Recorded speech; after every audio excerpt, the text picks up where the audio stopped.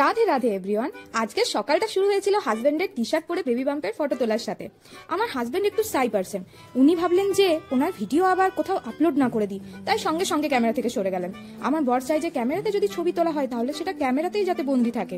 তারপরে মা দিয়ে গেল আমাকে সকালের জল খাবার, চিজ আলু পরাঠা, অনেক টেস্টি বানিয়েছে। এরপর আমার দুই প্রিয় মানুষ সেবার নামে আমার হাত পা দুমড়ে মুচড়ে দিল। সন্ধ্যের টাইমে আমি বর ননদ গেছিলাম ফুচকা খেতে। ঘরে এসে দেখলাম আমার মা বানাচ্ছে আমার জন্য নিরামিষের আলুর দম।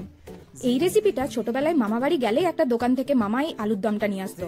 তখন মনে হতো এই আলুর দমটা রোজ কেন খায় না, আর সেই রেসিপিটা প্রায়ই এখন বাড়িতে বানানো হয়, সেই একই টেস্ট। আগে ভাবতাম দোকানে এরা কত মশলা দিয়ে বানায়, কিন্তু এখন জেনেছি এটা সব থেকে সিম্পল রান্না। মামা বাড়িতে রান্না না হলে এই তরকারিটাই নিয়ে আসা হতো। তখন ভাবতাম রাতে রান্না না করলেই ভালো, আবার এই তরকারিটা আনবে। ব্যাস এইরকম ছিল আমার বাচ্চা সুলভ মন। ভিডিওটি ভালো লাগলে চ্যানেলটিকে সাবস্ক্রাইব করতে ভুলবেন না। Thanks for watching.